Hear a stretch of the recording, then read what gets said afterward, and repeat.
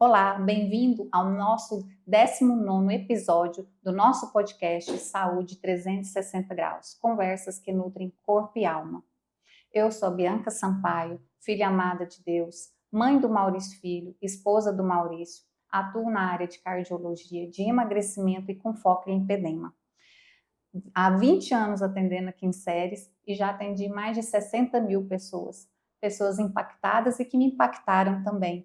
E é com esse intuito que nós fizemos esse podcast para transbordar também na sua vida.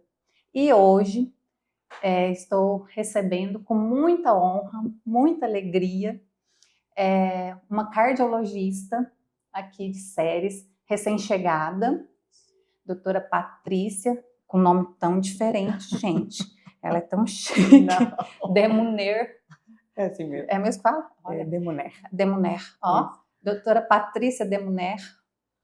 E vamos falar de coração, mas de forma um pouquinho diferente, que vocês devem ter ouvido aí. A gente não vai falar só de insuficiência cardíaca, hipertensão, vai muito além disso. Fica aí que vocês vão gostar. Na verdade, o nosso tema é coração em foco, intervenção, prevenção e qualidade de vida. E a minha convidada, que eu tenho a alegria de conversar hoje, é a doutora Patrícia Demuner, uma cardiologista que já se formou, já se tornou referência aqui em Séries pelo seu cuidado e pela competência, viu, gente? Ela é uma das 3, olha que chique, ela é uma das 3 únicas mulheres cardiologistas intervencionistas em todo o estado de Goiás. E quem já foi atendido por ela sabe que o seu grande diferencial é o acolhimento. Olha, a palavra que eu mais uso no meu consultório, acolhimento. A doutora Patrícia não trata apenas doença, ela cuida da pessoa e da família. Seja bem-vinda, doutora Patrícia. Por isso que conecta, né? Coisas boas se conectam, assim, porque eu acho que é empatia, que é o que move hoje, né? Assim, consultório, é o que a gente realmente tem que levar para os nossos pacientes. Mas, prazer, Patrícia. Estou muito feliz. A Patrícia, igual eu falei, recém-chegada em Séries, a gente se conheceu num jantar da cardiologia e, assim, me conectei porque, além de ser muito inteligente, é, assim, super carismática. Então, eu falei, quero ela lá porque ela vai ensinar um tanto de coisa pra gente, viu? Agora, depois que eu falei esse tanto, fala um pouquinho da Patrícia. Será assim, tipo assim, e aí, a convidada vai falar ou não? Não, Bianca, estou adorando estar aqui, é um prazer enorme, inclusive agradeço muito pelo convite. Aquele jantar realmente foi maravilhoso, foi muito né? bom, muito bom. Acho que a gente criou uma conexão muito boa. Uhum. E, enfim, estou muito feliz de estar aqui. Que bom também. Ainda mais pelo trabalho que você faz aqui em Séries há muitos anos. Uhum. Eu, ainda mais como recém-chegada, né, na cidade, eu já sinto um acolhimento enorme, não só pela cidade, mas até pela equipe de cardiologia aqui. Uhum. E muito obrigada a você por me receber aqui hoje. Nós que agradecemos, né? E mal sabe ela, sabatina que ela vai, nós colocamos ela. Pegar tudo, aprender.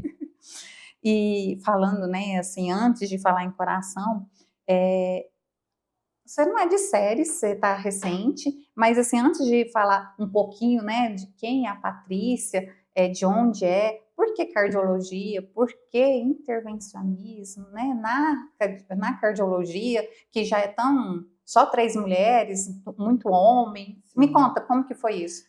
Bianca, aí é uma história, vou tentar resumir, né? Nós temos... Na verdade, tá tranquilo, né? Na verdade é o seguinte, eu já comecei a fazer medicina com desejo de ser cardiologista. Tive uma grande influência assim, na minha vida para fazer cardiologia, já achava que era maravilhoso. Entrei na faculdade com essa determinação na minha vida. Fiz as minhas primeiras residências, a residência de clínica médica e depois a residência de cardiologia. E durante a residência de cardiologia, eu comecei lá no Hospital Encore, em Goiânia. Em Goiânia. Em Goiânia. Daí, durante a minha residência, né, de cardiologia, era um hospital muito forte, na verdade é um hospital muito forte na cardiologia intervencionista, eu comecei a participar dos procedimentos, entrar na intervenção, perceber o benefício daquilo para o paciente, conseguir enxergar, assim, você conseguir tirar o paciente de situações de extrema vulnerabilidade, como, por exemplo, o infarto, e depois você conseguir dar alta para ele numa situação melhorada, né? Uhum. Então, eu comecei a me apaixonar por aquilo, e daí eu decidi seguir esse caminho. Fiz, então, minha formação em Goiânia, Você é de Goiânia ou... Eu sou natural do Espírito Santo, eu sou Ah, capixaba. você é capixaba. Mas eu moro em Goiás há muitos anos. Então eu já sou praticamente goiana. Aí esses dias eu aprendi a liguinha da pamonha. Ah, agora, aí então agora você é. Aí agora eu acho que eu me gratifiquei agora, mesmo. Arroz tem um pé rachado, hein? Todo goiano, obrigada. Todo goiano tem que saber. A mulher tem que saber colocar uma liguinha na pamonha. E o pé rachado é só brincadeira, viu, gente? Aprendi. O piqui eu ainda não aprendi. Ah, naquele dia você falou que não aprendi, não tinha, o gosto não tinha ainda... Não, mas o resto eu já sou praticamente goiana. Na verdade, eu morei aqui próximo da região, eu morei em Niquelândia durante a minha infância. Meu pai trabalhava na região, morei aqui, depois mudei para Goiânia, onde eu tive toda a minha formação. A formação. Que legal. Por uma oportunidade de trabalho, o Tiago, meu esposo, veio para cá antes, nós ainda ficamos casados à distância. Nós ficamos casados 3 anos à distância. E daí, início desse ano, eu vim para cá. O esposo da doutora Patrícia, o doutor Tiago, é urologista, também atende lá no IMEC.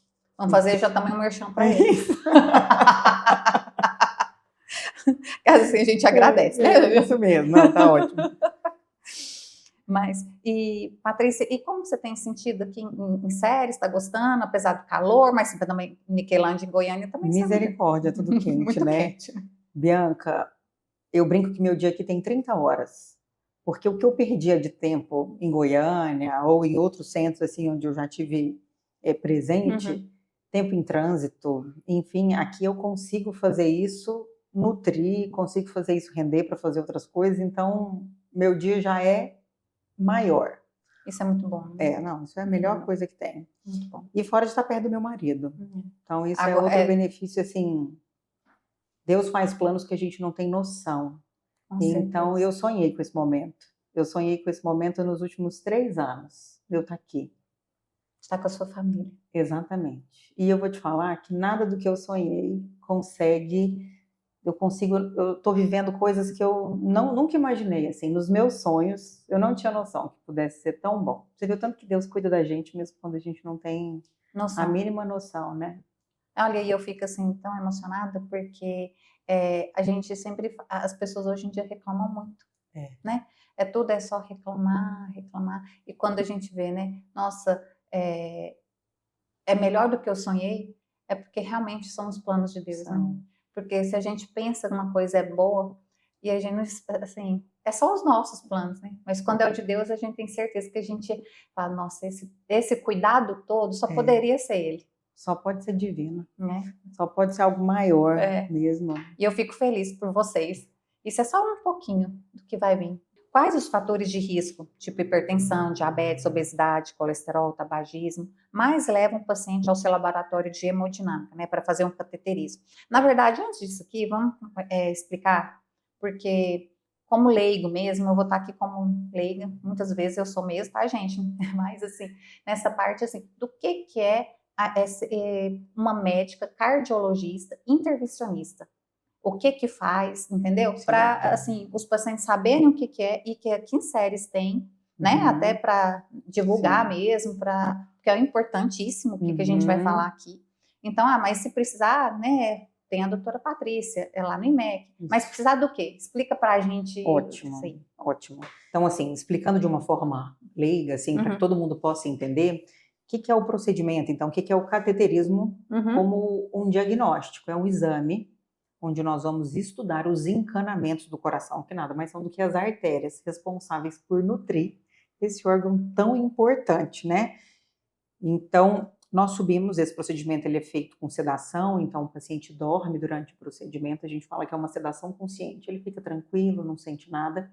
A gente faz uma anestesia no local da punção, principalmente aqui na região da artéria radial direita, então é um buraquinho pequenininho, ele tem cerca de 3 milímetros de diâmetro, então a porta de entrada ela é muito pequena, e através dele a gente sobe com um catéter, a fim de cateterizar as artérias do coração, que são essas daqui, né? A gente vai ver aqui nesse protótipo, onde nós temos aqui algumas artérias pintadas, certo? Qual que é a intenção, então? Eu vou pegar aqui esse outro para mostrar melhor. A intenção é encontrar os estreitamentos.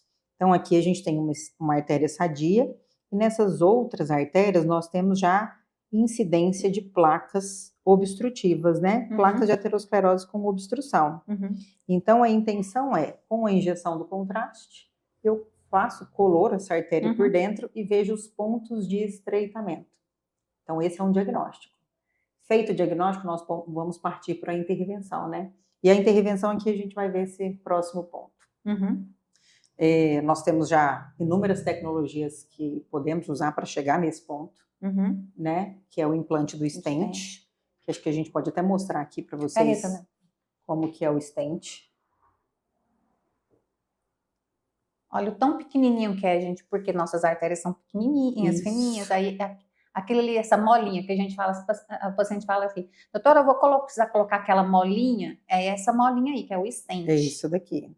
E na hora nós definimos, né, os comprimentos. Você vê que aqui na minha mão tem 2 tipos diferentes, um pouco mais longo e um pouco mais curto. Acho que aqui deu para ver bem. Isso. Aqui. Certo? Então, na verdade, a cardiologia intervencionista, ela nasceu com isso. Ela nasceu com os procedimentos de diagnóstico e intervenção coronariana. Mas cada vez mais a gente vem expandido com procedimentos percutâneos, inclusive tratando doenças estruturais cardíacas. Por exemplo, pacientes que nascem com algumas condições genéticas, com algumas condições congênitas, pequenos buraquinhos no coração, a gente consegue fechar esses buraquinhos. Por exemplo, o forame valpatente, que a gente sabe que 25% da população tem, né? Então aqui nós estamos em 4. Acho que uma de nós podemos ter esse forame valpatente. Então nós conseguimos subir. Eu já fiz. Eu também não tenho. Acho que sobrou para as meninas. Vou esperar vocês no consultório. Não, mas nem sempre deve ser fechado, né? Nem sempre vai ser ocluído, mas vale a gente mostrar, essa é a prótese que nós usamos na oclusão desses buraquinhos, né? Então, essa prótese nós também subimos ela por catéter. Então, neste caso, a gente faz com punções na virilha, também sob sedação, anestesia local. Então, o paciente não costuma sentir nada, não tem dor, não tem desconforto. É um procedimento muito seguro. E aí eu vou lá no buraquinho, insuflo, aí ela abre, tipo uma sombrinhazinha. Exatamente. E aí eu fica como se fosse um botão, né? Um botão na casa do botão. Então, de um lado, ela fica de um lado do átrio, neste caso, e do outro lado fica no outro átrio. Exatamente. Fechando ocluindo o buraquinho. Então, nós já conseguimos fazer isso. Ocluindo. Eu fechando esse buraco. Não, fechando, fecha tudo. E outra coisa também, que isso já tem cerca de 20 anos que nós começamos a fazer e está cada vez mais difundido, assim. Inclusive, em alguns lugares já são feitos pelo SUS, que é as trocas valvares, os implantes valvares, né? Então, o paciente, antes que ele deveria ser submetido a uma cirurgia para uma troca valvar, exatamente, abrir o peito, hoje nós conseguimos, principalmente naqueles pacientes que são mais longevos, os pacientes que têm uma condição mais debilitada, que teriam contraindicação para a cirurgia, eles já podem ser submetidos. Pacientes de baixo risco também, tanto é que a gente já tem isso até descrito em diretriz. Por isso tem que ser muito bem avaliado caso a caso, uma vez que nós temos essas duas possibilidades terapêuticas, né? Entendi. Tá vendo, gente? Então, isso é a intervenção. Na verdade, o paciente chega, vamos, né, descrever uma situação, o paciente está com dor no peito, aos esforços, é um paciente diabético, hipertenso, aí vai no meu consultório, peço um exame, geralmente, uma angiotomografia de coronária, e vem essas plaquinhas. E aí tem uma placa acima de 70%, 90%, e o paciente está sintomático, está sentindo dor quando vai fazer um esforço, ou mesmo alguns em repouso. O que eu faço? Vai precisar, então, abrir essa artéria, né? Então, esse paciente vai ser já encaminhado para a doutora Patrícia, e lá, esse paciente vai já colocar essa molinha, que é esse stent. Exatamente. Né? Para abrir essa artéria. E a gente tem esses 2 cenários de pacientes, Nós temos esses pacientes que passam pela avaliação. E tem como marcar. São investigados que marcam, vão de forma ambulatorial, né? Ou seja, faz um agendamento do procedimento. Isso. Ele marca dia, hora, chega, a gente estuda, às vezes vai para casa, a gente planeja, organiza tudo. E tem aquele paciente que já chega no evento agudo, da urgência. Esse é o que chega com uma dor no peito forte, que é o que a gente fala que teve um infarto agudo do miocárdio. E aí a importância, né, Patrícia, a gente falar que o paciente, você, né, viu, tá sentindo uma dor no peito, falta de ar, dor para as costas, mandíbula ou, né, para o braço, não fique esperando, né, vai para emergência. Aqui, né, a gente fala, onde a doutora Patrícia está lá no IMEC, lá tem a hemodinâmica, né, 24 horas, então o paciente chega, está infartando, já vai para a hemodinâmica. E a gente sabe da importância de quanto mais rápido, né, a porta-balão que a gente fala, eu não sei se fala assim ainda, na minha época fala assim. Chegou na porta e até, como diz esse assistente, tem que ser o mínimo, assim, o mais rápido possível. Que isso faz o que acontece? Por causa do músculo, para não ter sofrimento, né, desse coração. Então, da importância. Então, vocês sabem, doeu o peito, não, passei raiva, ou a minha pressão está alta, pode ser, mas esse pode ser, vai lá, né? Como diz, vai na emergência, porque o médico vai realmente fazer esse diagnóstico. Se é só ansiedade, que a gente vê muito isso, né?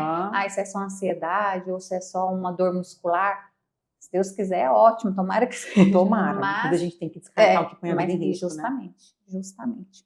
Mas agora, você já mostrou o que é a molinha, né? Que é o que é o stent. Os fatores de risco, como diabetes, obesidade, né? Colesterol, tabagismo.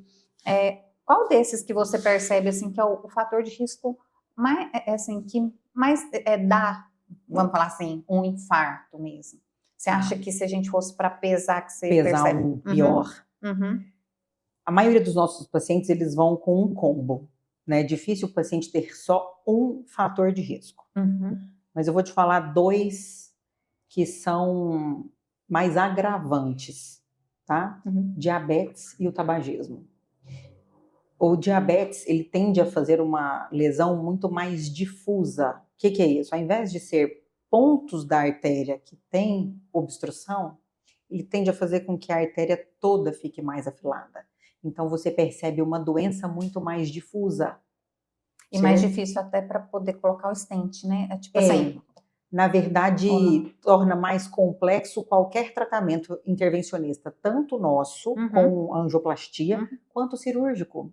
Porque mesmo para o cirurgião, para ele fazer os enxertos nessas artérias mais finas, mais doentes, também torna muito mais desafiador. Então, esse é um problema do manejo do diabético.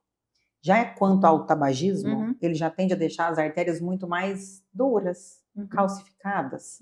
Então, essa dureza também aumenta a complexidade dos tratamentos.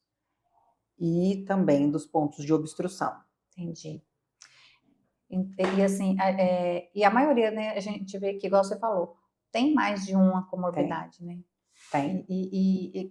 Mas vale lembrar que eu não preciso ter nenhuma comorbidade para ter um infarto. Não precisa. Não é verdade? Não precisa. Igual, mas eu não fumo, eu não bebo, faço atividade física, né, tenho uma vida até saudável, não tem histórico familiar. Mas o próprio estresse já é hoje em dia já é um fator de risco. Exatamente. E assim, nós estamos falando sobre o infarto por uma placa de aterosclerose que se rompeu, certo? Mas existem outros tipos. Então, por exemplo, uma que a gente fala de dissecção espontânea coronariana, que também é uma causa de infarto. Ela vai cometer muita mulher jovem, às vezes gestantes. Então, a gente tem que lembrar, né, que todas as causas não vão ser pelo mesmo motivo, que vão ser por esses fatores de risco. Então, você pega a dissecção, eventos como trombose. Então, um paciente que já tem alguma história de trombose ou tem algum trombo em algum outro lugar, ele pode deslocar da mesma forma como ele faria um AVC, por exemplo, ele pode causar um infarto. Então, no caso, jovens, mulheres que usam há muito tempo anticoncepcional, também é um fator de risco de uma trombose que pode ir para o coração e levar para um infarto. Pode acontecer, Pode acontecer. pode acontecer. Daí a gente teria que ter um mix de 2 fatores. A próprio anticoagulante, perdão, a próprio anticoncepcional, ele já vai ter esse efeito protrombótico. Que também, durante a própria gestação, a gente também já fica com um fator protrombótico maior, né? A chance de ter uma trombose é bem maior. Então, corre o risco, faz uma trombose em algum sítio, e daí aquele buraquinho que eu falei que a gente fecha, tendo ele, o trombo passa por dentro dele, atravessa para o outro lado do coração, e daí pode acontecer. Nossa, mas aí isso é muito... É uma obra do destino, mas Bianca... É muito raro, não é possível. Tem acontece, eu já vi mais de uma vez. Não, é um azar. Você fala, mas não é possível, mas acontece. Eu já vi isso mais de uma vez, assim. É raro, aquela brincadeira, é raro, mas acontece sempre. Não, é raro, mas isso pode acontecer e a gente tem que considerar. Então, quando a gente pega esses eventos embólicos, assim, esses trombos, a gente tem que estudar e a gente tem que procurar, inclusive, esses buraquinhos. Patrícia, não estava no script, mas aí você veio... Tem aquela da mulher, né? Do síndrome do coração partido. Tem. Como que, assim... porque não é uma placa, não é uma coisa, né? É uma placa que foi ali, foi obstruindo, igual que a gente ia falar. Uma descarga de estresse. Exatamente, é uma descarga de estresse, é uma descarga de catecolamina que essa paciente tem. E daí, por conta da descarga de estresse, gera o infarto. O que a gente consegue observar? O que me mostra isso lá na sala de hemodinâmica? Eu vejo que o paciente tem um padrão arterial bom, não tem nenhuma placa que justifique aquilo. E até esse nome, né, que a gente chama de síndrome de Takotsubo ou Takotsubo. Porque isso é uma armadilha japonesa para pegar polvo. E daí ela vai ter um formato mais abaulado, que é o que a gente vê na ventriculografia, né? Que é quando eu vejo a mobilidade do coração do paciente. A mobilidade, ela fica alterada, compatível com isso. Então, ainda tem isso. E a história vai ser isso. É uma mulher, isso pode acontecer com mulheres mais jovens, mas também com mulheres mais idosas, que passaram por algum momento de estresse. Por exemplo, precisa ser só terminar com o namorado. Não, não. Eu já peguei paciente que foi acometida por um assalto, e daí depois do assalto, ou às vezes brigas familiares. Então, isso também é uma coisa. Mas aí fecha a artéria? Na verdade, não fecha as artérias continuam boas, a questão é toda muscular. É da musculatura. E aí, na hora que eu vou lá, eu não, você vai... Eu vejo todas as artérias ok. Eu vi que troponina negativa, que é o marcador, não, geralmente vem positivo. Geralmente vem positivo. O que vem normal são as coronárias estão normais. É o que a gente chama de assim, infarto agudo do miocárdio com coronários normais. Né? Geralmente altera eletro com supra. Altera eletro com supra, troponina positiva, mesmo. só porque É um infarto mesmo. Chega pra gente, dor no peito, o quadro clínico é quadro de infarto, só que o diagnóstico vai ser feito em sala. O que muda no nosso tratamento? Porque não colocou stentezinho, porque tá tudo ok. Eu não vou precisar tratar com stent, mas nós vamos fazer tratamento clínico. Então, o paciente vai ter que usar medicação. Aí você fala, Patrícia, não tem entupimento, então, ufa, posso ficar super tranquilo. Não, porque o prognóstico, o que é isso? A avaliação de como que vai ser a vida dessa pessoa depois do evento vai muito de como que vai ficar a função. Porque se o paciente fica com a função muito debilitada, do coração, pode evoluir até para uma insuficiência cardíaca. Exatamente. Então, por isso que depois o tratamento medicamentoso vai ser tão importante. Pode ser que ele recupere e fique ótimo, grandes chances, mas a gente precisa medicar. Entendi. Como a prevenção com alimentação saudável, suplementação, atividade física, sono, manejo do estresse pode reduzir a necessidade desses procedimentos? Você acha assim, igual a gente falando de qualidade de vida mesmo, né? E você vê isso nitidamente nos pacientes. Os que chegam lá, geralmente, é os que não têm. Não fizeram, né? Que não fizeram. Tanto que vou responder sua pergunta, porque eu vou fazer uma analogia interessante. Isso tem uma influência direta. E é até interessante fazer uma brincadeira, que às vezes eu gosto de fazer no consultório, que eu pergunto, né? Eu falo assim, deixa eu te falar, eu tenho um remédio muito bom para te passar. E é um remédio ótimo, custa em torno de 150, 200 reais por mês. Tem lugar que você acha até de graça, mas tem que procurar. É bom que a dose dá para você tomar só 3 vezes por semana, no mínimo. Se quiser tomar mais, ótimo, mas 3 vezes por semana você já consegue resolver boa parte dos problemas com ele. Ele vai ajudar na pressão, no diabetes, no colesterol, no sono, na disposição, depressão, ansiedade. É uma fórmula mágica? É perfeito. E é atividade física. Então, você consegue com uma coisa mínima. E é interessante que quando a gente fala assim, a maioria das pessoas fala, nossa, mas onde é que eu acho? Mas depois que você fala? Mas depois que fala o que é, não, mas academia é caro. Tem como caminhar na rua, tem como fazer outras formas. Então, assim, esses pacientes que têm esses cuidados, que seria um tripé de uma saúde básica, né? O paciente conseguir dormir bem, ter uma boa alimentação e fazer atividade física, muitos conseguem até adiar esses procedimentos, ou até mesmo conseguem manter. E aí é interessante a gente pegar o seguinte, nós temos um backup dos exames que foram feitos. Então, nós às vezes reestudamos pacientes com prazo de 15 anos, por exemplo. E um paciente que tinha uma lesão obstrutiva de 50% há 15 anos atrás, ele decidiu mudar de vida, parou de fumar, começou a fazer atividade física, perdeu peso, está com uma vida mais saudável, a gente vê que essa lesão ela mantém do mesmo jeito. E fora também o tratamento medicamentoso, porque quando o paciente tem indicação de fazer o tratamento medicamentoso como uma prevenção, também tem que fazer uso. É igual eu falo para os pacientes, né? Mas aí a placa é pequenininha, eu tenho que usar medicação? Tem. Mas a medicação, eu brinco com eles, o tratamento é só 40% esses remédios. 60% é o que você come, o que você queima, como que você dorme, né? É o estilo de vida. Porque se fosse assim, eu falo assim, se fosse assim, você já tomava o remédio e não ia ter. Isso. Isso, olha que bom. Isso é uma bênção. Isso é uma bênção. Mas é só 40%. E a importância realmente da atividade física. E aí, muita gente fica, mas qual atividade física? Qualquer uma, faça. Qualquer uma, mexa-se. Faça. Até a diretriz de reabilitação, eles colocam muito isso, mexa-se. Isso que eu ia falar, vou perguntar para você. Porque muita gente, quando chega no consultório depois do stent, né, fala assim, doutora, agora eu não posso fazer atividade física, né, porque eu tenho uma molinha no coração. Porque, né? Acha que vai sair do lugar. Vai sair do lugar, não posso pegar peso, dependendo do exercício que eu for fazer na academia. Acha que vai estourar, assim, né? Isso. Então, fale, dona Patrícia. Não, então vamos pegar aqui, que eu vou mostrar. Foi interessante que eu trouxe isso, que dá para ver também. Isso daqui é um protótipo de uma angioplastia. Eu estou tendo dificuldades para tirar de dentro da caixinha. Consegui. Então, aqui tem como se fossem as artérias, uma bifurcação e os estentes implantados. Eu tenho isso daqui, já tem mais ou menos uns 6 meses. Não sai do lugar? Está do mesmo jeito?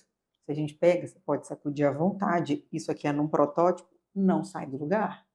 Então, é interessante a gente falar sobre isso, porque o paciente ele acha como se ficasse uma coisa solta lá dentro. Que tem uns que chegam no consultório até mais assim. Não, nem mexe. Nem mexe. Falo, gente, pode mexer. Pode. Imagina se eu vou submeter o paciente. Se nós vamos submeter o paciente ao tratamento intervencionista, se não for para deixar a vida dele melhor depois. Então, para mim, sim, isso é até da minha concepção ética. Se não for para eu garantir que esse paciente viva melhor depois, não tem para que eu submetê-lo ao risco de fazer o procedimento, né? Ainda que os riscos hoje sejam mínimos, a gente não está falando de um procedimento, não tem nenhuma complicação, né? Afinal de contas, é uma angioplastia, é um procedimento intervencionista. Mas é para viver melhor. E daí entra uma grande discussão que a gente vem tendo dentro da cardiologia a respeito de reabilitação. E eu gosto sempre de falar quando perguntam, que me vem na memória, assim, existem acho que 2 contraindicações absolutas de atividade física. Mas, no mais, o paciente tem que fazer, porque o sedentarismo é um fator de risco. Então, de nada adianta eu fazer um tratamento intervencionista e depois eu não agregar isso ao tratamento para prevenção secundária, para ele não precisar de novo de uma nova intervenção. Então, pode se mexer. Eu tenho pacientes que já começaram a fazer correr maratona depois de angioplastia, bem. Então, é para viver bem. E quando a gente fala viver bem, é viver bem dentro de casa, com a família, bem com a esposa. Atividade física, trabalho, é englobar o todo. né, sem essa insegurança, que ainda tem aquele texto. Você deve ter ouvido isso muito também, né, Bianca? Não, porque eu tenho uma bomba relógio. E gosta de quantificar, né? É isso. Aí eu tenho 8 stents, como se o número, às vezes, fosse indeterminante, né? Mas não, a intenção é que ele viva melhor. E aí eu gosto sempre de brincar. O entupimento não surge de um dia para o outro, exceto no quadro agudo do infarto agudo do miocárdio, né? Assim, que o entupimento vem mais severo de forma aguda. Mas ele viveu anos, fazendo de tudo com o entupimento. Aí agora que a gente trata, desentope, aí não vai fazer mais nada. É muito de quantificar stent. Eu tenho um paciente que tem 11 stents e ele é obeso, diabético, hipertenso e ele é policial. Agora ele está aposentado. Aí eu lembrei que ele veio essa semana e toda vez ele vem, eu falo, mas o senhor não emagreceu, me ajuda, mas não sei o quê. E todo ano ele vem assim, a gente um pouquinho mais gordinho, um pouquinho mais gordinho. Doutora, mas eu tenho 11 stents. Eu falei assim, vai ter mais. Então, se o senhor continuar desse peso, o senhor vai ter mais. Porque não é a quantidade de stents, é o que o senhor está fazendo por eles. Isso, ótimo, é o que você está fazendo por eles. Você tem que fazer alguma coisa pelos stents. Né? Porque eles já estão fazendo por você, mas se você não fizer por eles, não vai dar certo. É um casamento, não é verdade? É um casamento. Ele só fazer por você não adianta, você tem que fazer por eles também, porque você está sobrecarregando. E ele está lá para te ajudar? Está lá para te ajudar, só porque, como diz, tem que fazer a sua parte. Exatamente. O único cuidado que eu costumo assim reforçar é porque no início do tratamento, não é que vai ficar o resto da vida, o paciente fica com 2 remédios que vão raliar o sangue, né, que a gente chama de dupla antiagregação. Então a gente tem que ponderar o risco de sangramentos maiores. Então, por exemplo, o paciente fez o procedimento, vai fazer um motocross, eu acho melhor esperar, porque a gente sabe que acidente que bate a cabeça, enfim, teria uma chance maior. Mas isso não é uma restrição para o resto da vida. Isso é uma restrição enquanto está com essa dupla antiagregação, né? É mais como para evitar essas complicações. Perfeito. Quem infarta mais? Homens ou mulheres? A gente sabe que a porcentagem de mulheres com doenças coronarianas aí, né, tem aumentado assim muito. E o que você percebe? É que eu vejo no consultório, eu faço a pergunta e respondo, gente, olha que mal educado. Não, é complementar, assim, porque eu tenho percebido muito, principalmente, né, a gente sabe na menopausa, diminui, né, a proteção do estrógeno, essas coisas. E assim, e a carga, né? Hoje a mulher tem que ser o homem de casa, tem que... eu vejo aí a sobrecarga mesmo. Mulher hoje tem que estar trabalhando, ganhando dinheiro, tem que estar bonita, tem que malhar, tem que cuidar de filho, tem que... Oi, gente, mas só na minha época que agora é assim. Não pode fazer um bolinho à tarde. Não pode. Já viu aquele videozinho que a mulher sai assim, né? E aí aquelas mulheres com 60, 70, tudo malhando, né? Aí a outra fala, mas gente, só na minha época, que agora as vó não é mais vó, né? Tudo tem que ser na minha época. Bem assim. É verdade. E por um lado, tudo bem, né? Vamos então estimular, vamos fazer atividade, mas para outro, depende da carga disso, né? Porque se fosse... Porque você negligencia a sua saúde, isso. Né? Mas se fosse com leveza, tudo bem, mas hoje eu acho que está muito tudo pesado, a mulher está, né? E essa coisa de, eu vejo muito isso, comparação, né? Se a outra dá conta, eu também dou conta, mas cada um tem seu tempo. Exatamente. E seu coração também. Cada um tem um coração diferente, né? A gente tem que encontrar o nosso limite, assim, também, né? Isso é um fato. A gente tem percebido que realmente mulheres têm infartado mais, mas o que você tem percebido lá no seu dia a dia? Bianca, isso é muito interessante, porque acho que você já falou muito bem, né? As mulheres, quando mais jovens, pela proteção do estrogênio, elas acabam infartando menos. Mas depois da menopausa, elas acabam infartando praticamente o mesmo tanto dos homens.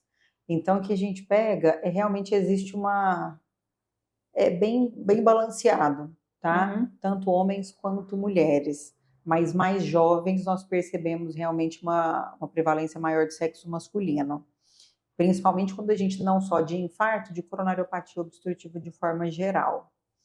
E a causa desses, quando são mais homens, mais jovens, geralmente qual que é a causa? A principal causa mesmo é a aterosclerose, que daí a aterosclerose vou fazer uma analogia que eu acho interessante, que é, imagina o encanamento da nossa casa, que você acabou de fazer uma reforma maravilhosa, você comprou aquele cano ótimo, qual que é a marca? Boa Tigre, né? Botou um cano que você pagou caro, porque foi Deus que fez, foi maravilhoso, né? E daí você vai usar uma água de poço e vai usar uma água de poço ruim, vai usar uma água salobra. O que seria o equivalente a isso? Você vai andar com sangue docinho, que é o sangue do diabético, você vai andar com sangue com uma pressão alta. Imagina nesse encanamento da sua casa, uma pressão alta sobre ele, uma água de uma qualidade ruim. Qual que vai ser a durabilidade desse encanamento? Bem menos. Vai ser bem menor. A mesma coisa acontece com a gente. Então, se eu deixo o meu sangue com uma qualidade ruim, que daí vai ser um sangue mais gorduroso, um sangue com uma alta pressão, um sangue doce, as obstruções e o tempo vai ser menor. Então, mas a principal causa, em geral, é a aterosclerose, que é causada por esses fatores de risco que a gente falou. Entendi. E em caso de infarto agudo, o tempo é decisivo, igual a gente falou. Quanto mais rápido, né, descobrir, estou infartando para salvar esse músculo. Por isso que eu sempre, né, oriento. Dor, emergência. Sim. Ai, doutora, eu recebo muito isso. A senhora trabalha em qual hospital? Como eu já trabalhei, né, quando eu cheguei, né, na Intervida, né, tenho grande carinho, sou sócia lá, mas eu não tenho mais tempo para ficar no hospital, tudo. Eu decidi mais no consultório mesmo. E aí fala, mas aí se eu tiver uma dor no peito? Eu falei, gente, não posso, tipo assim, eu vou orientar direitinho. É na emergência. Então, assim, vai para uma emergência. Na minha cidade. Se tá doendo muito, vai para a emergência da sua cidade. Não vai esperar chegar, vir em séries, pegar o carro, vir para séries. Não, vai para a emergência da sua cidade, com um postinho que seja da sua cidade, né? E aqui, justamente por causa desse tempo. E explica para a gente o que é esse tempo, qual que é o melhor tempo de intervir, o que você orienta? Na verdade, o tempo, que é o que está até descrito, é de 90 minutos. Então, 1h30 entre o paciente, não estou falando do início da dor, estou falando dele chegar na emergência, fazer o diagnóstico. O diagnóstico ele deve ser rápido, em até 10 minutos, em geral, e acionar nós da equipe da hemodinâmica. Nos acionou em 90 minutos, que é o tempo porta-balão, como você já tinha falado, que é o tempo da gente abrir essa artéria. E tempo é músculo, músculo é vida. Mais uma vez, eu adoro as analogias. Eu adoro músculo, gente. Proteína, porque todo mundo fala assim, tô vendo que só fala de proteína. Adoro proteína. Em todo meu jeito, tem nosso músculo aqui, tem o principal, que é o que mais a gente gosta, que é o nosso músculo. E Bianca até disse, né? Músculo é um envelhecimento saudável, né? Músculo de tudo, perna, tudo. E como diz, o do coração, principalmente, é o principal. Exato, assim, faz bastante diferença. Então, quanto mais rápido, maior a chance de reversibilidade daquele território que deixou de ser nutrido. Porque o que é o infarto, então? É a oclusão de uma artéria. Então, todo aquele território irrigado, ele vai deixar de ser nutrido. Aí eu gosto das minhas comparações, né? Como se fosse uma plantação. Imagine uma plantação de soja bem verdinha, com aqueles irrigadores enormes. Imagine que um braço de um irrigador, ele se fecha, ele oclui. No começo, você chega lá no primeiro dia, você vê que ela tá mais murchinha. Tá tudo verdinho, lindo, mas nesse calor. Tá mais murchinha. No segundo dia, você vê que a folha já tá bem mais tombadinha. No terceiro dia, você já vê que caiu, até ficar seco. Então, quanto mais tempo de oclusão, menor a chance de reversibilidade. Então, a gente tem que fazer isso, o ideal, em até 1h30. Em até 12 horas, nós ainda vemos benefício e ainda fazer angioplastia.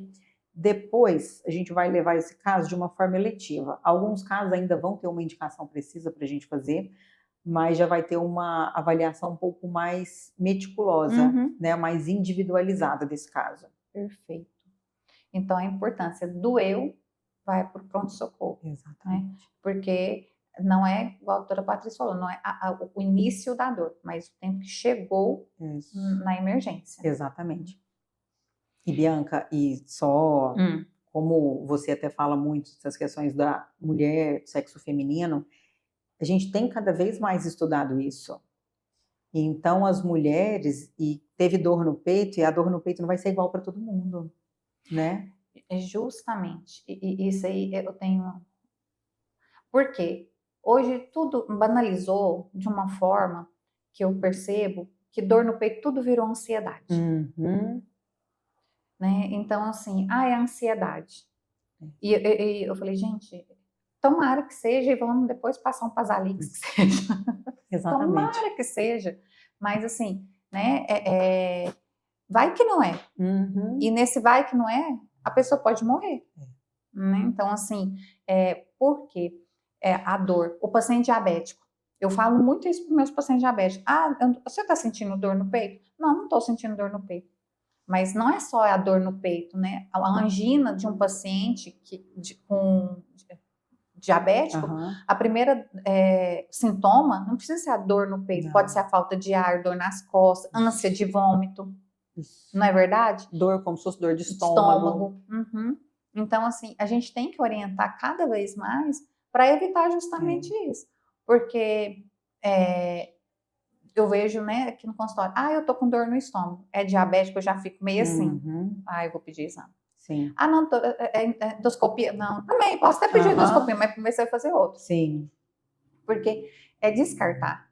Né? E tem hora que não dá tempo. Não, você tem que afastar o que coloca a vida em risco, né? Justamente. E isso é interessante que, por exemplo, às vezes, em alguns casos, o paciente sente como se fosse uma sensação de enforcamento, como se tivesse um colarinho bem apertado. Já vi paciente que chegou aí para o dentista, porque determinados, principalmente paciente mais jovem, às vezes a dor, ela vem aqui para a região cervical e dói até a mandíbula. Então ele acha que é dor de dente, vai fazer um esforço físico, vai subir andar de bicicleta, fala, doutora, mas parece que meu dente dói quando vou fazer esforço. Então a gente tem que sempre estar atento. Mulheres, jovens, idosos e os diabéticos, eles costumam fazer um quadro clínico bem assim, mais diferente, mais atípico. A gente tem que ter essa percepção melhor. E muitas pessoas têm diferença, assim, igual a gente chegou até a falar um pouquinho, o cateterismo é o diagnóstico. Isso. Né? Igual você falou, abriu, jogou, como diz, o contraste e viu todas as artérias. Viu que tem plaquinhas, tem placa grande, tupindo lá 80%, 90%. Esse eu fiz o diagnóstico, então tem a placa. Agora, e a angioplastia é ir lá e colocar o stent, que aí é o tratamento. Isso. Eu posso fazer tudo no mesmo dia? Como que que funciona? Porque não tem... explica pra gente. Tá. Existem alguns casos, essa pergunta ela é maravilhosa, porque existem alguns casos em que realmente vai ter um benefício de a gente fazer angioplastia imediata. Quando a gente percebe que aquela obstrução coloca a vida do paciente em risco, nós já fazemos ela de forma imediata. Alguns casos mais pontuais, onde a gente já teve essa conversa com a família, com o paciente, a gente também pode fazer no mesmo tempo cirúrgico. Afinal de contas, a via de acesso ela vai ser a mesma. A gente usa esse mesmo buraquinho, com o mesmo introdutor, para subir e cateterizar a artéria. O que muda são os dispositivos que nós usamos, né? Mas pode ser feita. Quando que a gente não faz? Quando a gente vê que o paciente não está preparado, que nós precisamos iniciar algumas medicações, porque fazer a angioplastia não é simplesmente ir lá e colocar o stent. Então, exige uma preparação do paciente com algumas medicações, como a gente tinha falado antes, a dupla antiagregação, ou outras medicações que também precisam ser ajustadas no consultório. O planejamento, o estudo crítico e analítico, porque, até falando assim de forma pessoal, ainda que eu tenha feito aquele procedimento várias vezes, eu gosto de estudar muito bem cada caso, porque acho que o paciente ele quer isso de mim, quer essa avaliação muito mais precisa, né? Então, essa análise mais minuciosa de como que nós vamos levar o procedimento. E também tem aquele paciente com alteração renal. Isso, não tem isso? Tem. Porque a maioria dos pacientes, diabético, alteração renal. Aí, por exemplo, eu vejo, né, no consultório, o paciente tem 3 placas lá, uma 90%. Aí eu vejo que geralmente vocês tratam essa primeiro. Aí, porque tá mais grave. Aí tem outras 80, 70, aí manda para casa, tenta dar uma melhorada nesse rim e depois faz o que a gente chama de segundo tempo. Exatamente. Isso a gente acaba, às vezes, segmentando assim, o tratamento, justamente por isso. Uma vez que o procedimento ele é feito com contraste, radiação, a gente usa radiação de forma segura durante o procedimento, mas é com radiação. Então, muitas vezes a gente tem que separá-los para garantir a segurança do paciente. Então, isso é personalizado, de acordo com o que vai encontrar como diagnóstico no cateterismo, que aí, igual a doutora Patrícia falou, aí ela vai estudar aquele paciente, com os exames daquele paciente, idade, comorbidades, tudo, para ver qual que vai ser o melhor jeito de abordar aquele paciente. Então, porque a gente tem muito isso, né? Ah, mas meu vizinho foi e fez assim. Por que que o meu é diferente? Então, é porque cada caso é um caso.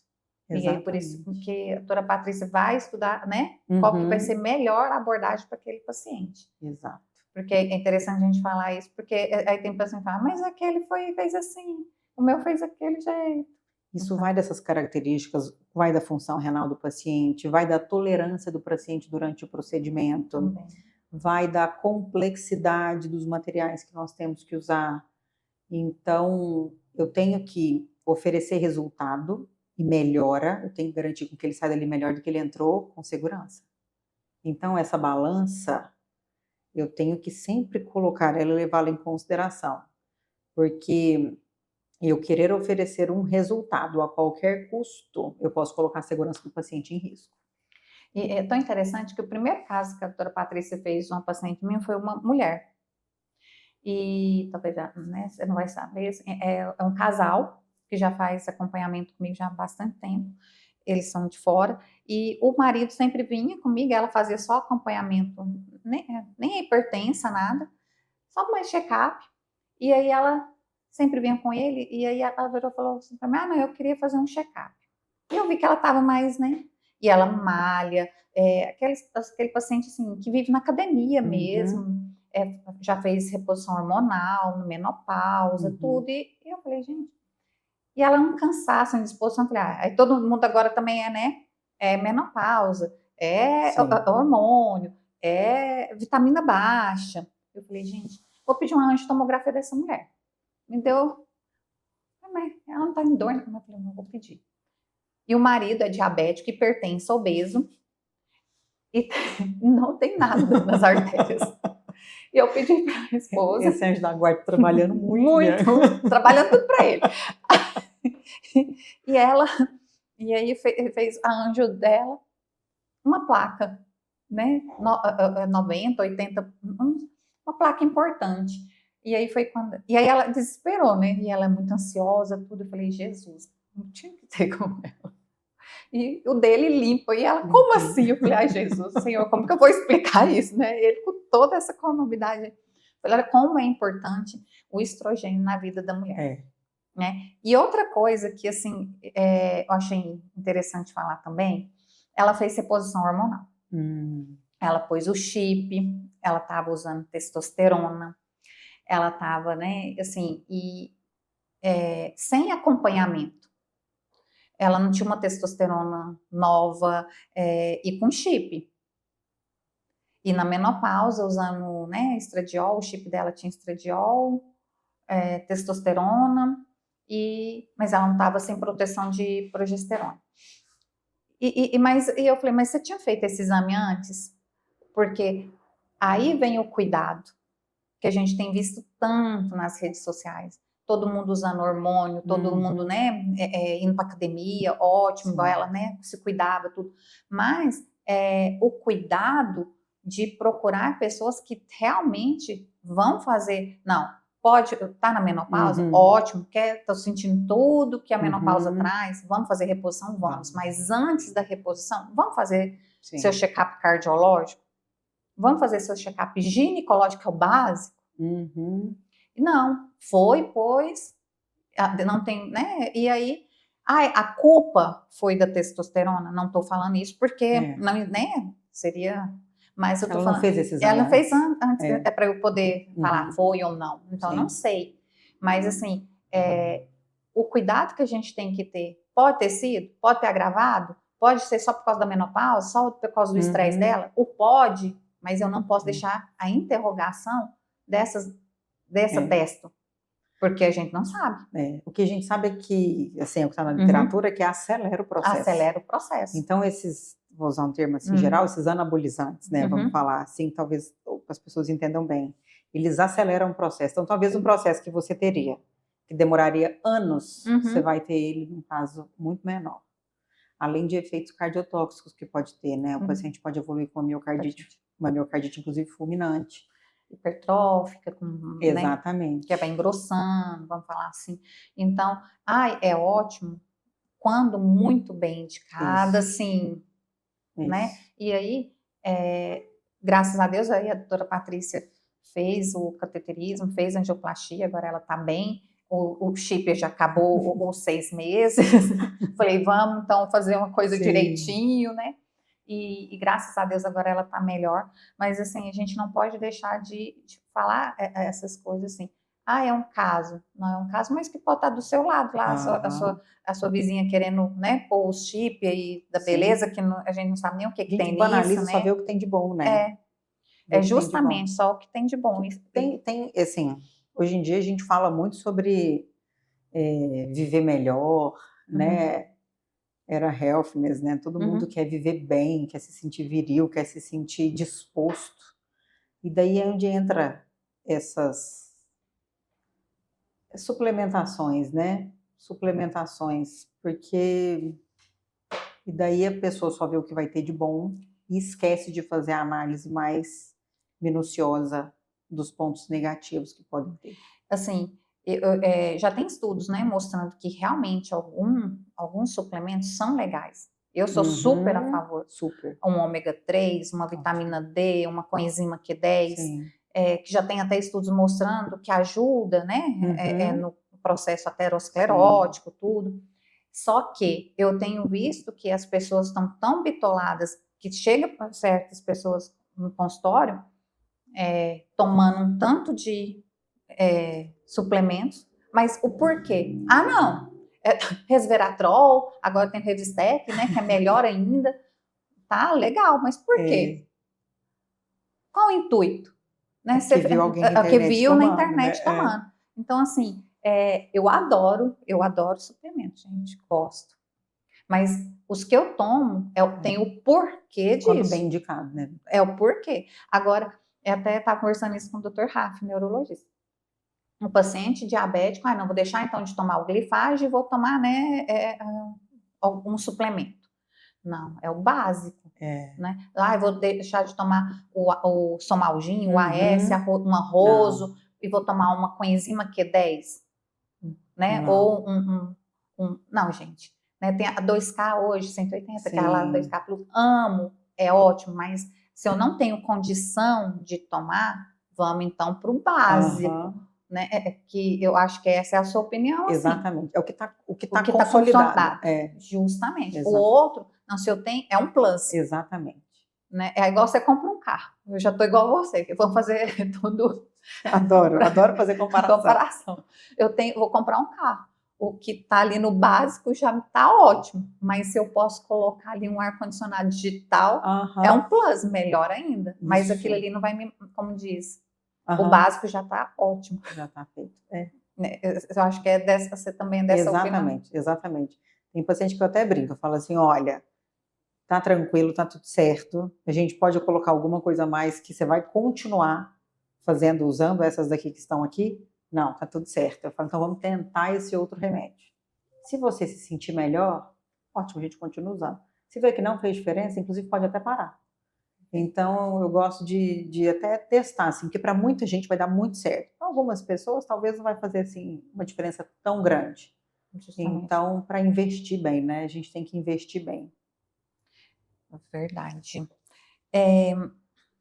Doutora Patrícia, vamos fazer uma pergunta, porque muitos pacientes e colegas têm dúvidas sobre quais situações que os pacientes podem ou não fazer, tipo assim, a angiotomografia de coronária, né? Igual, vamos fazer e o que é essa angiotomografia de coronária? Por exemplo, igual essa paciente, eu pedi a angiotomografia, mostrou uma placa lá de 90%. Muitos eu peço, que não vem falando 90%, vem falando importante. Então, quando fala importante, eu sei que é acima de 70%, certo? Essa obstrução. Mas aí, vai com cateterismo, que é o de diagnóstico, e aí vem que não precisou fazer angioplastia porque essa placa não era importante. Explica assim para a gente. Vamos lá então. O padrão ouro para o diagnóstico de doenças coronarianas é o cateterismo. Ótimo, perfeito. Quando que a angiotomografia entra? Quando eu quero descartar. Quando a gente percebe no consultório, igual você fez nesse caso, o marido já tinha várias outras comorbidades, enfim, talvez se ele tivesse algum sintoma, você nem pensaria em angiotomografia, você já iria direto para o cateterismo, porque é um paciente que tem muito fator de risco. Agora, uma paciente que chega, não tem tantos fatores de risco, o quadro clínico às vezes é mais atípico, a gente usa para descartar, é quando eu quero afastar a doença. Tanto é que a gente, em termos científicos, a gente fala de valor preditivo negativo. Então a intenção é descartar. Por quê? Quando ela vem normal, eu sei que está normal, eu sei que está tudo certo. Agora, quando ela vem alterada, é isso, eu preciso fazer o cateterismo para ter certeza. E isso não é por incompetência, por nada disso, é por uma limitação do método. Você pode falar, nossa, mas eu fiz em tal lugar assim. Não, isso é por uma limitação do método. Então, principalmente quando a gente percebe com placas mais calcificadas, isso vai ter uma implicação maior na dificuldade de visualização pelo radiologista lá na angiotomografia. Então, é para isso que serve cada um. São métodos complementares. E existem algumas vezes em que, mesmo com cateterismo, a angiotomografia talvez ainda vai ser necessária para a gente fazer um estudo complementar. Como assim? Explica. Por exemplo, um paciente que tem uma oclusão total crônica de artéria, uma artéria que está 100% ocluída de forma crônica, tem mais de 3 meses que está assim. E nós percebemos por algumas características que nós vemos, uma complexidade maior. Então, para eu fazer um planejamento, eu ter um sucesso maior em alguns casos, eu posso fazer uma angiotomografia. E daí eu entender melhor como que é o trajeto dessa artéria. Ah, sim, antes de colocar. Exatamente, antes da gente entrar para fazer a recanalização. Entendi. E aí o paciente que está em casa pode estar perguntando assim, mas como que eu estou com uma obstrução há mais de 3 meses e não foi infarto? E aí? Boa pergunta. Aí a gente falaria como se fossem os infartos silenciosos. Como a doença ela vai acontecendo de forma progressiva, às vezes essa artéria ela vai se obstruindo, se ocluindo de forma progressiva até se tornar uma oclusão crônica. Mas mais uma vez, Deus é tão perfeito que ele vai formando circulações colaterais. Eu gosto de chamar isso de atalho. Então outras artérias formam atalhos para nutrir essa artéria. Exatamente, fazendo o efeito dela, conseguindo encher ela de sangue por outros lados. Então, por isso que algumas vezes o paciente pode falar, nossa, mas eu nunca senti nada. Existem esses casos. Existem outros que às vezes o paciente teve algum evento, teve algum dia que teve dor, mas negligenciou aquele sintoma, achou que fosse outra coisa. Era aquela artéria fechou. Exatamente, era o dia do infarto. Até tem um caso que ficou marcante, assim, na minha vida, porque esse paciente fez uma angiotomografia, na angiotomografia a artéria estava aberta e nós já conseguíamos perceber que tinha uma placa, ou seja, essa obstrução com alguns aspectos de placa mole, que teria um risco maior de fazer o infarto. Dias depois, ele disse que estava em casa, ele era trabalhador braçal, sentiu uma dor muito forte que ia para o ombro. Ele pensou que fosse da atividade laboral, falou que ficou passando mal em casa mais de um dia, mas achando que era da atividade laboral dele. Achou que era uma dor física. Gente, a doutora Patrícia é muito chique. Essa dor laboral é a dor do esforço que ele faz. Meu Deus. É a dor de pegar peso. Dor de trabalhar mesmo. Essa laboral. Dor de trabalhar mesmo, aquela dor do peso, dor no braço, assim, de carregar peso. Muito obrigada por ter me corrigido assim. É muito chique.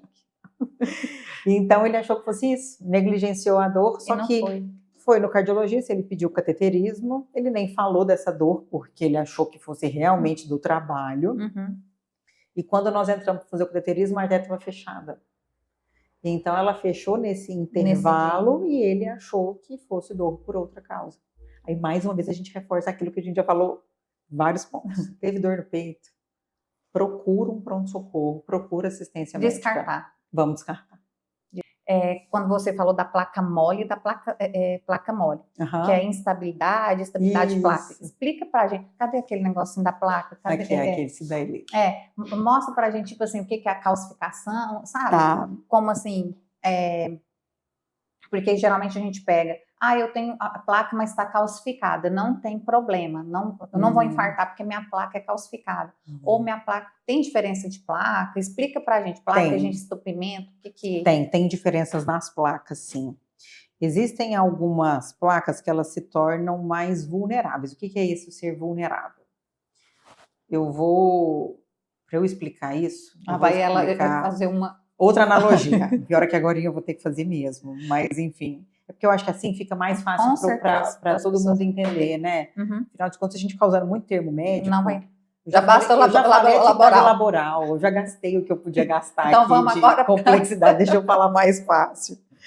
Então, imagina, existe uma pelinha por dentro da artéria, e dessa pelinha, o que acontece para formar a placa de gordura?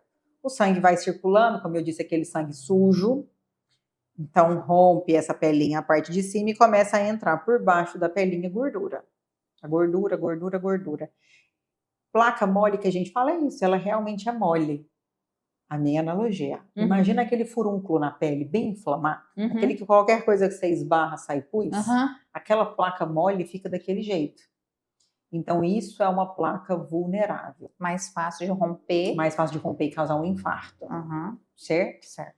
Então, com a evolução da doença, ela vai se tornando mais estável e vai se calcificando. Isso não exclui a possibilidade de infartar, mas a gente sabe que as placas vulneráveis têm um risco maior. Aí entra uma outra coisa linda que é muito importante a gente falar, Bianca, que é stent não previne infarto. O que previne infarto é remédio, é o tratamento que é feito aqui no consultório.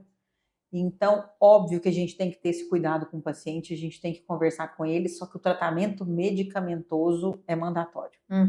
Para que essas placas que são moles, porque o que pode acontecer, por exemplo, às vezes é uma placa que não tem uma obstrução tão significativa, mas ela é molinha, e por isso que as medicações que são prescritas aqui no consultório são tão importantes. Entendi. Né? E no caso, quando uma paciente, mesmo igual uma placa calcificada, pequena, né? Vamos falar pequena aí, 40%, eu preciso tratar do mesmo jeito. Uma placa calcificada de quantos por cento? De uns 40%. Não tratar com stent? Não, com stent não. Medicamento. Com medicamento precisa. Isso. Mesmo a placa de 30%, toda a gente placa tem que fazer. Toda placa tem que ser tratada. Exatamente. Eu falo isso pro meu paciente. Se é 10, é 20 ou não. Só vai mudar assim, como que a gente vai tratar, mas tem que tratar. Exatamente.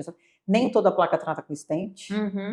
A maioria, na verdade, a gente trata com medicação.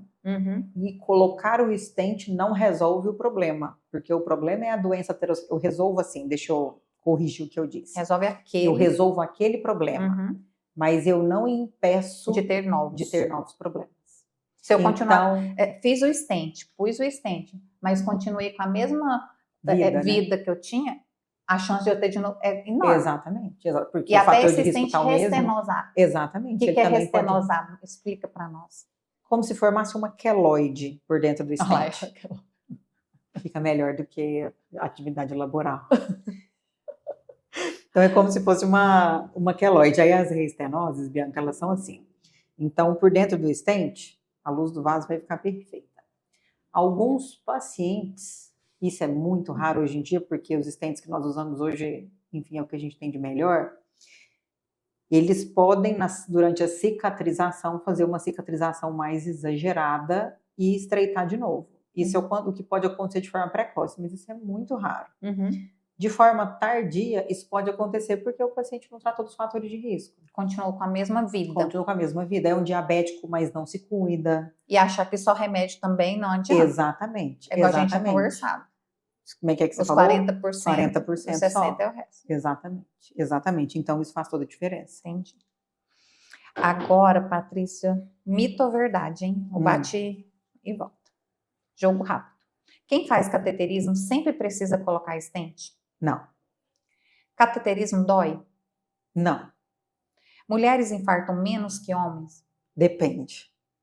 Colesterol alto garante um infarto no futuro? Não garante, mas ele aumenta o risco de forma substancial.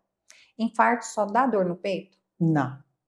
Quem colocou stent nunca mais pode ter vida normal? Misericórdia, para viver muito melhor.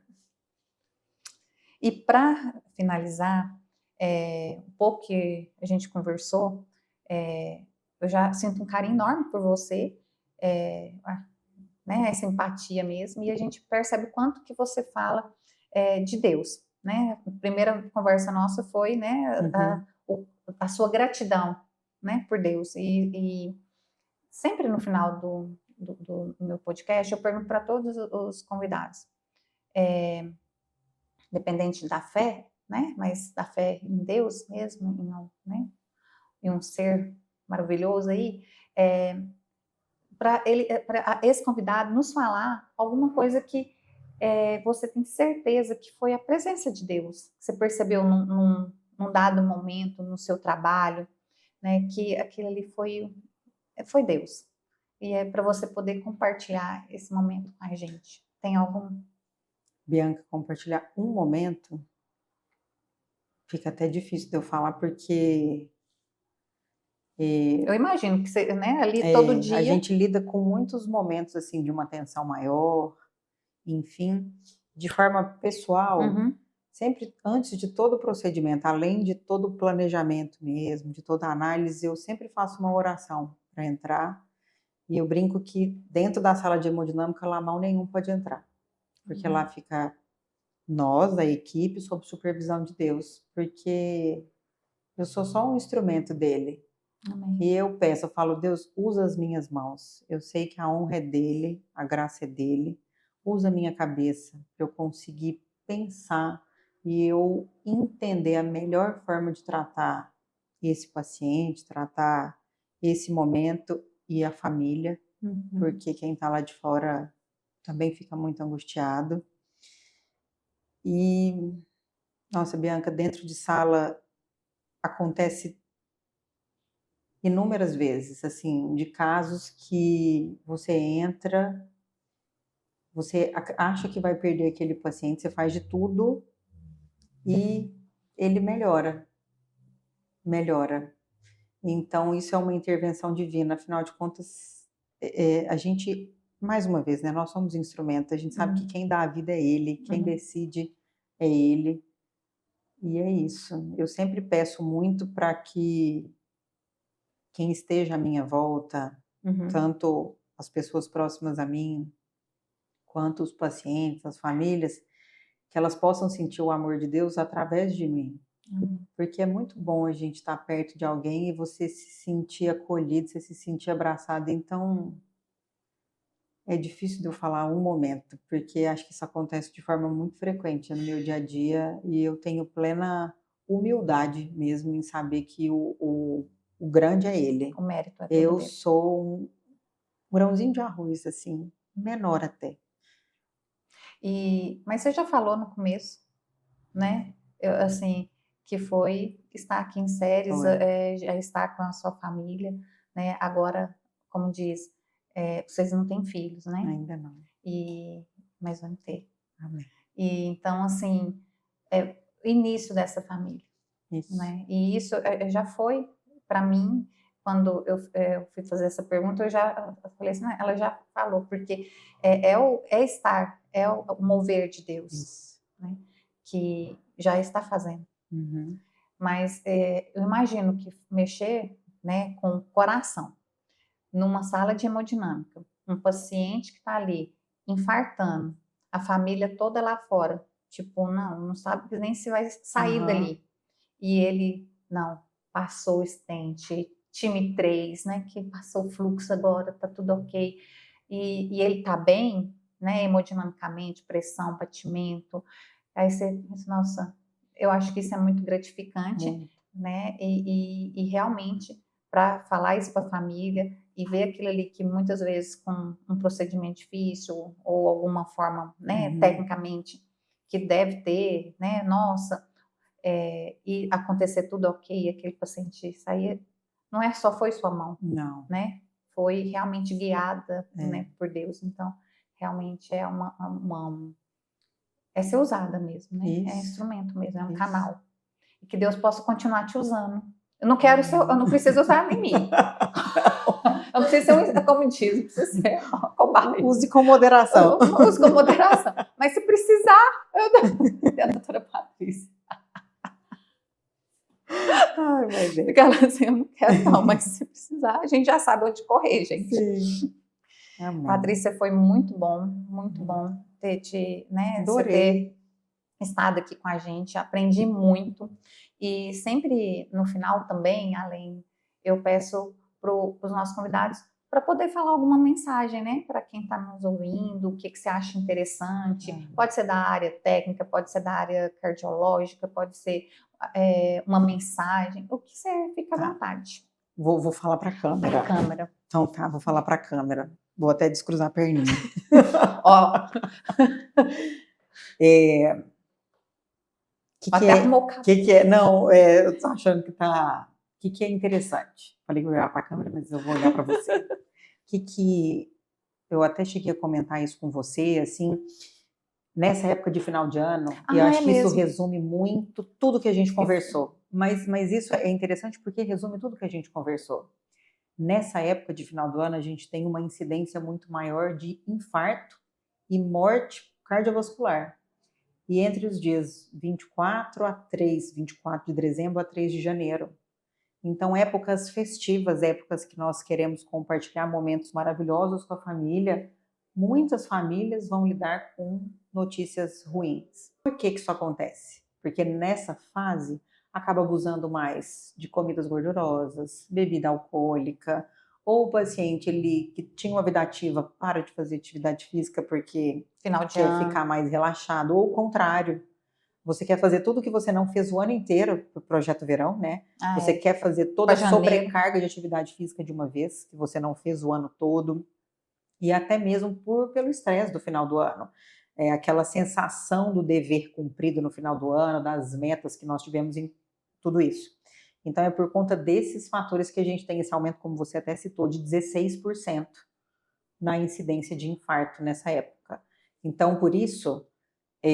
isso não serve como para aterrorizar ninguém de forma nenhuma, é muito mais como uma conscientização. E uma outra coisa até, como você quer ficar perto da sua família, você quer passear, você negligencia o seu sintoma, você sente a dor, não leva os remédios e deixa de entrar em contato com o médico.